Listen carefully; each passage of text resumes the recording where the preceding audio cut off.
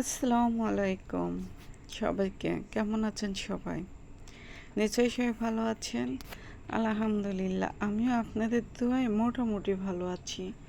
বেশি ভালো নেই। এই তো প্রচুর বৃষ্টি হচ্ছে। বেশ কয়েকদিন ধরে আমাদের এখানে অনেক বৃষ্টি হচ্ছে। বৃষ্টির কারণে কিচ্ছু করতে পারতেছি না। আমার বাড়িটা এক জায়গায় আর আমার রান্নাঘরটা অন্য জায়গায়। আর সবাই তো জানেন আমি বাবার বাড়িতে থাকি। আর বাবার বাড়ি থাকি এক জায়গায় আর রান্নাঘরটা হয়ে গেছে অন্য অনেকটুক দূরে। এই বৃষ্টির মধ্যে বারবার এসে রান্না করা, কাজ করা, খাবার নিয়ে যাওয়া যে এতটা কষ্ট হয়ে গেছে। আর ঝুম বৃষ্টি, অঝরে বৃষ্টি, সব সময়ই বৃষ্টি হচ্ছে। বৃষ্টি যেন থামছেই না। যাই হোক আমি সকালে চলে আসলাম, মানে ঘুম থেকে উঠে কোনো কাজ করে নেই, করে না করেই রান্নাঘরে চলে আসছি রান্না করার জন্য। আর এই রান্নার মানে কি করব, কোনো বাসি কাজই সারিনি, না সেরে আমি একটু লুডুস খেয়ে নিয়েছি। আর এখানে যেয়ে দেখি রান্না করব, মানে সকালে তো লুডুস খেয়েছি আর এই তো রান্না করব। এখন থেকে পেঁয়াজ ফুরিয়ে গেছে। আবার এই যে ঘরে আসলাম, এসে যে এক ঢাকে পেঁয়াজ নিয়ে গেলাম। বুঝতে পারতেছি না, পেঁয়াজগুলো মনে হয় ইঁদুরই নিয়ে যাচ্ছে। কারণ এত তাড়াতাড়ি তো পেঁয়াজ মানে শেষ হওয়ার কথা না, কিন্তু মানে আমার মনে হয় এই পেঁয়াজগুলো ইঁদুরেই টেনে নিয়ে যাচ্ছে। ইঁদুরের এখন খাবার কিছু নেই, পেঁয়াজ রসুন ইঁদুরে নিয়ে যাচ্ছে।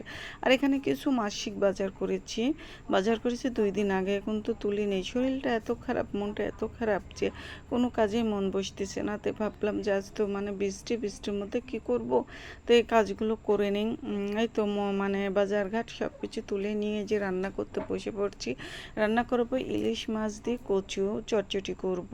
আর দেখেন আমি বালতিতে ভরে পানি নিয়ে আসি, বৃষ্টির জন্য বাইরে যেতে পারতেছি না, ওই জন্য বালতিতে পানি নিয়ে এসে সব কাজ করতেছি। আর এই কচু চটচটি কিন্তু আমার কাছে অনেক মজা লাগে। আর কচুগুলো 2-3 দিন আগে আনা হয়েছিল, ছিলে রেখে ফ্রিজে রেখে দিয়েছিলাম, এই জন্য কেমন যেন হয়ে গেছে। তারপরে কিন্তু খেতে অনেক মজা লাগছিল। এই কচু না মানে অনেক কচু গলা ধরে, খাওয়া যায় না, হাত চুলকায়, মানে গলা ধরে। কিন্তু এই কচুটা রান্না করেছি, এত মজা হয়েছে। কচুটা অন্যরকম টেস্টি ছিল আর একটু গলা ধরেনি। আমি এই কচুর গাছটা মানে গোড়াটা রেখে দিয়েছি লাগানোর জন্য। এত সুন্দর কচু যখন না লাগে যেতে পারে, কচু মানে দেখাবো, মানে গাছটা মানে কুশি বের হয়েছে, এখনো মানে পুরোপুরি পাতা নিয়ে বের হয়নি। আর ইনশাল্লাহ গাছটার জন্য হয়ে যাক, কচু গাছগুলো হয়ে গেলে মাশাল্লাহ অনেক মজার কচু। যাই হোক আমার চটচটিটা কিন্তু হয়ে গেছে।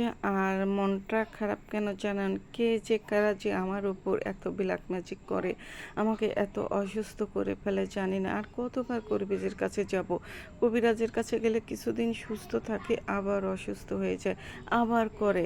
কে যে আমার এত বড় ক্ষতি করছে কবিরাজ বলেওনি। আর কতবার টাকা দিয়ে কবিরাজের কাছে ঠিক করে আসবো, এই জন্য মনটা অনেক খারাপ।